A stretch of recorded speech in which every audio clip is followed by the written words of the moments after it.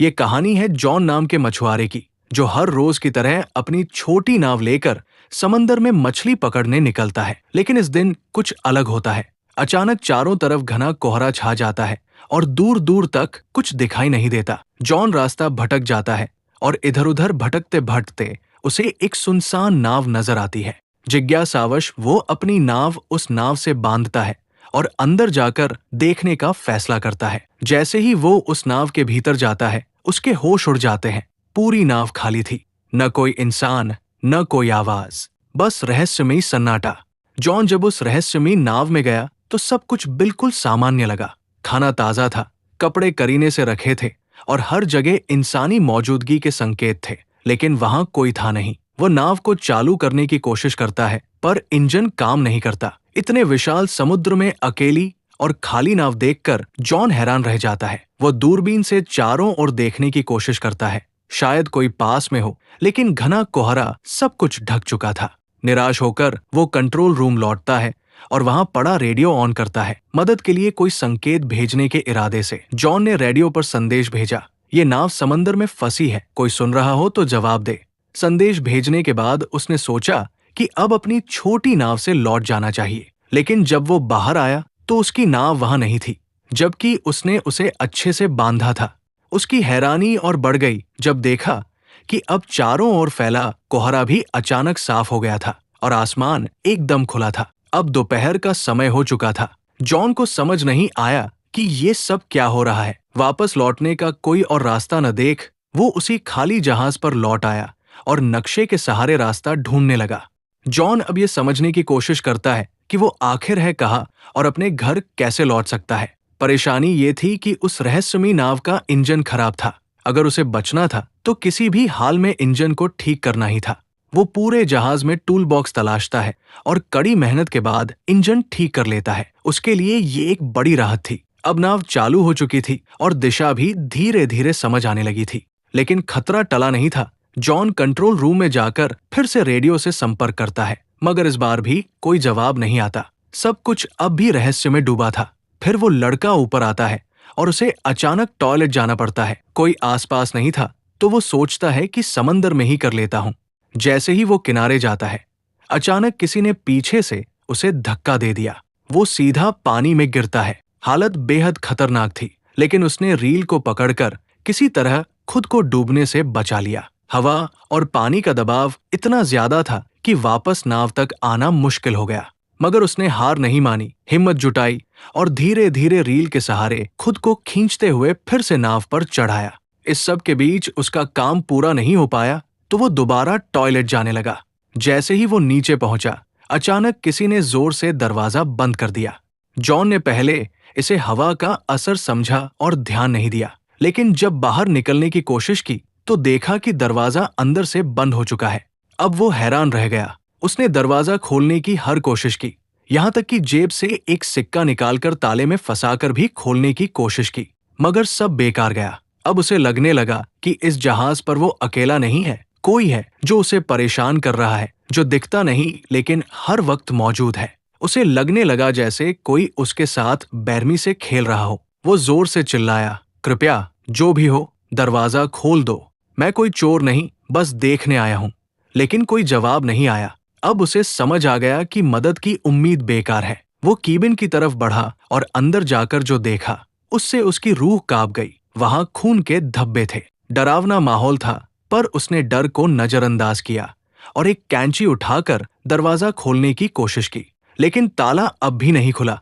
तभी पूरी नाव जोर जोर से हिलने लगी, जैसे कुछ बड़ा होने वाला हो। जॉन बेहद घबराया हुआ था। तभी उसकी नजर ऊपर की एक खिड़की पर पड़ी। वो किसी तरह उस खिड़की से बाहर निकला और चारों ओर देखा। दूर से एक विशाल कार्गो जहाज उसकी ओर आता नजर आया। उसकी दिशा सीधी उसी नाव की ओर थी। जॉन को समझ आ गया कि अगर वो जहाज टकराया तो सब खत्म हो जाएगा। अब उसे हर हाल में अपनी जान बचानी थी। उसने सिग्नल देने का सोचा, लेकिन उसके पास कुछ था नहीं। उसने तुरंत अपनी शर्ट उतारी और जोर जोर से लहराने लगा ताकि कार्गो जहाज का कोई उसे देख सके। लेकिन अफसोस, इतने प्रयास के बाद भी किसी की नजर उस पर नहीं पड़ी। अब जॉन को किसी भी हालत में अपनी जान बचानी थी। अगर उसकी नाव आगे बढ़ती रही तो कार्गो जहाज से टकराकर सब खत्म हो सकता था। तभी उसकी नजर खिड़की के पास लटकी एक रस्सी पर पड़ी। उसके दिमाग में तुरंत एक आइडिया आया, अगर वो इस रस्सी का इस्तेमाल करे तो शायद जहाज को रोक सके। उसने जल्दी से रस्सी बांधी और बाहर फेंकी ताकि नाव की गति रुक जाए। लेकिन हालात और बिगड़ गए। रस्सी इंजन के पंखे में फंस गई और खींचते हुए बाथरूम के अंदर आकर उसके गले में अटक गई। उसका दम घुटने लगा। मरने की कगार पर पहुंचकर उसने हिम्मत दिखाई और एक औजार से खुद को आजाद किया। उसकी गर्दन पूरी तरह लाल पड़ गई थी। वो लगभग मर ही गया था, बट आखिरी पल में खुद को बचा पाया। रस्सी इंजन में फंसी थी, जिससे जहाज की रफ्तार थम गई, मगर ये काफी नहीं था। भारी कार्गो जहाज फिर भी उससे टकरा गया।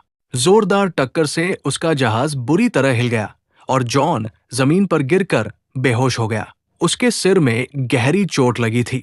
कुछ देर बाद जब उसे होश आया तो उसने देखा कि बाथरूम पानी से भर चुका था।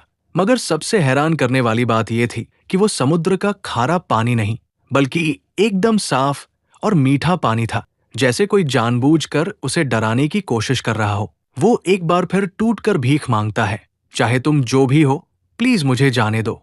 लेकिन फिर भी कोई जवाब नहीं आता। अब वो भूखा, प्यासा और बेहद कमजोर हो चुका था। जैसे तैसे उसने बाथरूम की शावर से पानी पिया, लेकिन जल्दी ही महसूस हुआ कि पानी खत्म हो गया है। फिर जब उसने सिंक से पानी पीना शुरू किया तो हैरान रह गया। अब वो पानी खारा हो चुका था। उसे तुरंत समझ आ गया कि नाव में कहीं छेद हो गया है और समुद्र का पानी अंदर आ रहा है। ये नाव अब ज्यादा देर नहीं टिकेगी। वो घबराकर दरवाजा खोलने की कोशिश करता है, लेकिन लगता है किसी ने उसे बाहर से बंद कर रखा है। रात का समय था और ऊपर से दिखा कि कोई अदृश्य, शायद दुष्ट शक्ति इस नाव को नियंत्रित कर रही थी। पानी तेजी से बढ़ रहा था और जॉन थककर सो गया। रात में समंदर में भयानक तूफान आया, जिससे नाव बुरी तरह टूट गई और जॉन भी गंभीर रूप से घायल हो गया। सुबह जब उसकी आंख खुली तो पानी सिर तक पहुंच चुका था, सिर्फ चेहरा बाहर था। अब उसे लगने लगा कि बस कुछ ही पल बचे हैं। तभी अचानक कहीं से क्लिक की हल्की आवाज सुनाई दी, जैसे कुछ खुला हो। जैसे ही जॉन ने हैंडल घुमाया, दरवाजा जोर की आवाज के साथ खुल गया। पानी का दबाव इतना ज्यादा था कि दरवाजा टूटकर नीचे गिर पड़ा और इसी तरह वो बाहर निकलने में कामयाब हुआ। बाहर निकलते ही वो सीधा नाव की छत पर गया ताकि ताजी हवा में सांस ले सके, क्योंकि नीचे ऑक्सीजन लगभग खत्म हो चुकी थी। अब उसे यकीन हो गया था कि कोई अदृश्य ताकत उसे हर हाल में सताना चाहती है। वो शारीरिक और मानसिक रूप से टूट चुका था और नीचे की तरफ पानी लगातार भरता जा रहा था। उसे समझ आ गया कि अब नाव कभी भी डूब सकती है। जॉन ने तय कर लिया था अब वो इस जहाज पर नहीं रुकेगा। तभी उसे एक आइडिया आया। उसने जहाज से एयरबैग्स निकाले और टूटे हुए बाथरूम के दरवाजे को इस्तेमाल करके एक छोटा राफ्ट बना लिया। उसने सब कुछ मजबूती से बांधा ताकि राफ्ट टिक सके, लेकिन राफ्ट चलाने के लिए उसे कुछ और जरूरी सामान भी चाहिए था। उसने जहाज से खाना, पानी और जरूरी औजार जमा किए और खुद को पूरी तरह तैयार किया। फिर बिना पीछे देखे वो जहाज से उतर गया और राफ्ट पर सवार होकर धीरे धीरे समंदर में आगे बढ़ने लगा। वो राफ्ट पर था और उसके सामने वही बड़ी नाव अब भी खड़ी थी। कई घंटे गुजर गए, लेकिन न तो वो ज्यादा दूर जा पाया और न ही वो नाव डूबी, जिसे वो समझ रहा था कि 5 से 10 मिनट में डूब जाएगी। वो अब भी उसी हालत में थी। तभी उसके दिमाग में एक आइडिया आया, अगर ये नाव अभी तक नहीं डूबी तो क्यों न इसके रिसाव को ठीक कर लिया जाए। अगर ऐसा हो गया तो वो इस मजबूत नाव से आराम से सफर कर सकता है। ये सोचकर वो वापस नाव के पास गया। सबसे पहले उसने रिसाव को ठीक किया, फिर पाइप और औजारों से एक पंप तैयार किया ताकि पानी बाहर निकाला जा सके। उसने जो पंप बनाया था उसकी मदद से नाव में भरा समुद्र का पानी धीरे धीरे बाहर निकल गया। रिसाव ठीक करने और पानी हटाने के बाद उसने जहाज की बाकी दिक्कतें भी ठीक कर दी।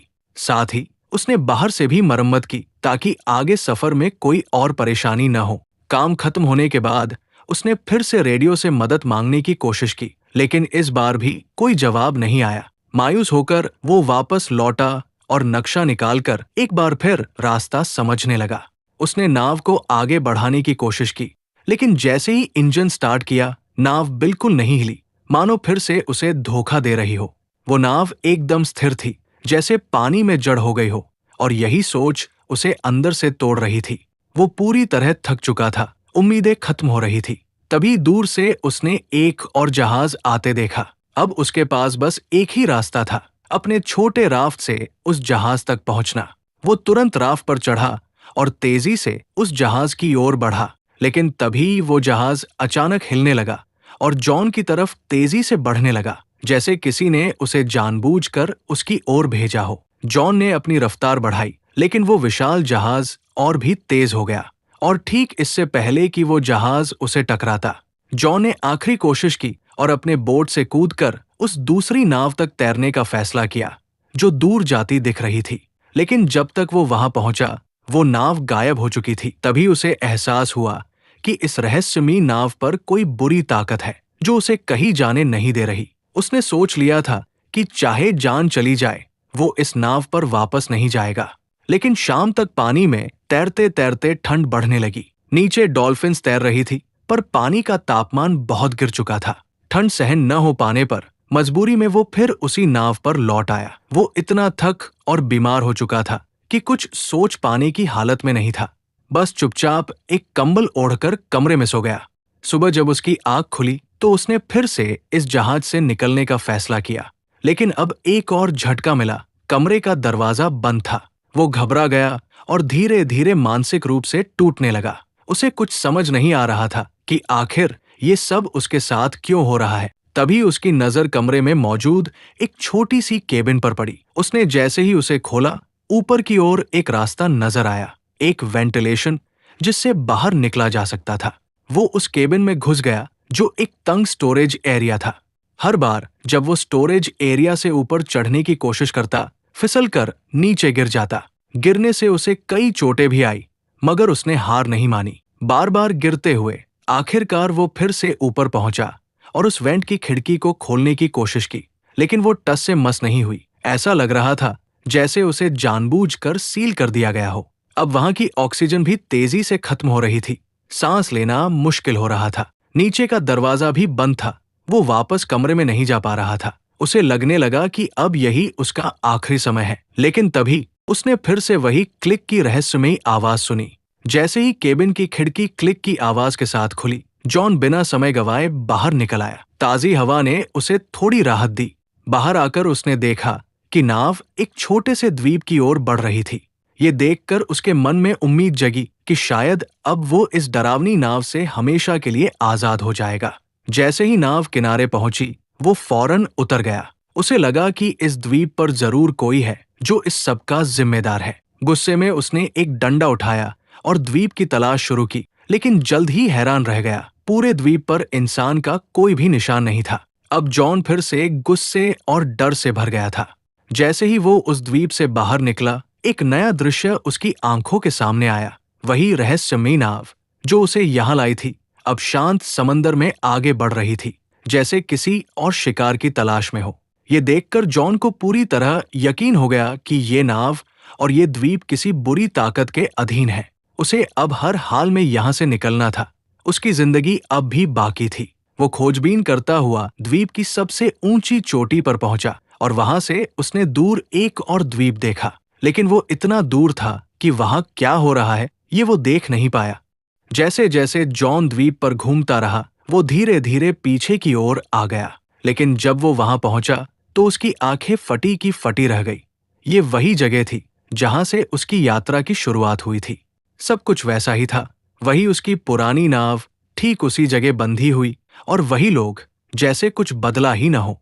पूरा माहौल पहले जैसा था, जैसे कुछ हुआ ही नहीं। जॉन एकटक सब देख रहा था। उसे यकीन नहीं हो रहा था कि ये सब एक बुरे सपने जैसा लगने वाला अनुभव असल में उसके साथ घटा था। लेकिन अब सवाल उठता था, उसकी नाव वहां दोबारा कैसे पहुंची और इस द्वीप की सच्चाई क्या थी? जॉन जब द्वीप के पीछे पहुंचा तो हैरान रह गया। वही जगह, वही नाव, वही लोग, जैसे कुछ भी नहीं बदला। उसे यकीन नहीं हो रहा था कि ये सब असल था या कोई बुरा सपना। मगर जो कुछ उसने झेला वो सच्चाई थी।